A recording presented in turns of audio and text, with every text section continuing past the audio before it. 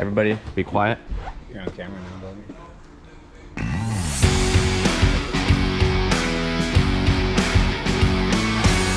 Hi guys, welcome back to RestoMods. Today we're in the shop. We're working on our 66 Chevelle with the LS2.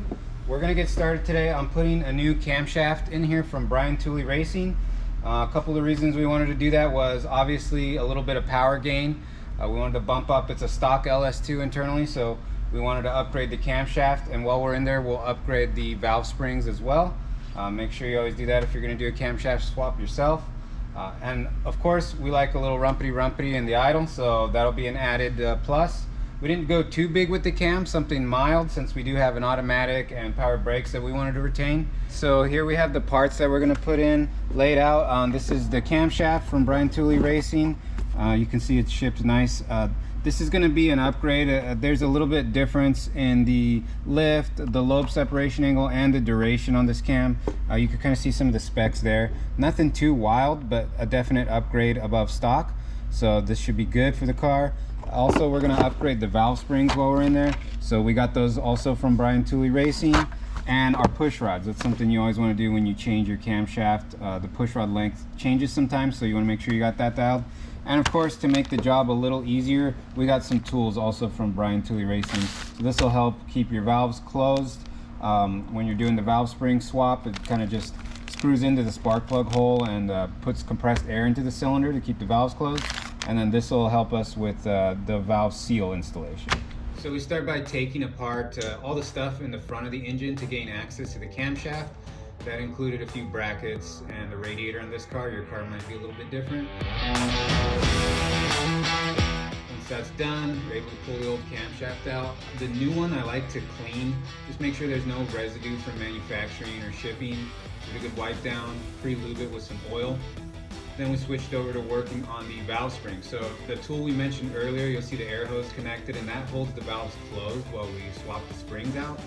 We also used a comp cams valve spring tool that you can see there, and that allowed us to do 2 valve springs at a time. You want to play with the adjustment a little bit, that way you get everything lined up since you are doing 2 at a time. It's a little easier once you get a few down under your belt, you'll get the hang of it. And you can see the old valve springs are yellow, they're single beehive type springs, and we're replacing them with the silver dual spring setup.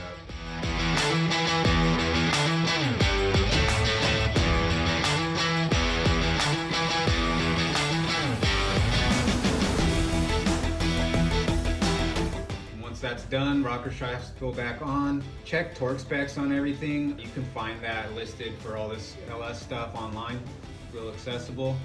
Then it's reassembly time.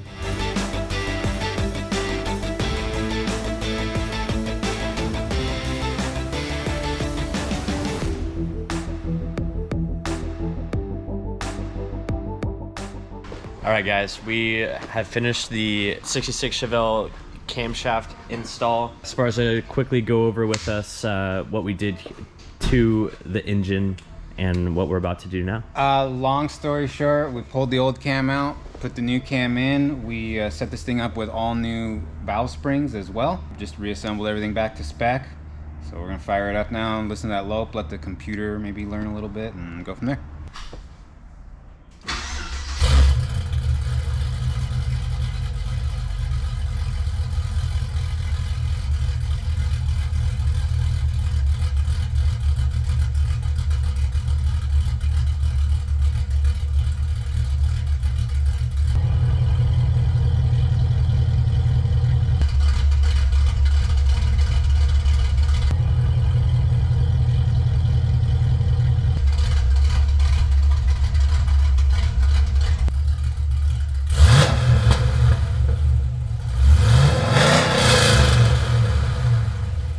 Alright guys, thanks for tuning in and watching this cam install. If you want to get more content like this, make sure you like, comment, and subscribe.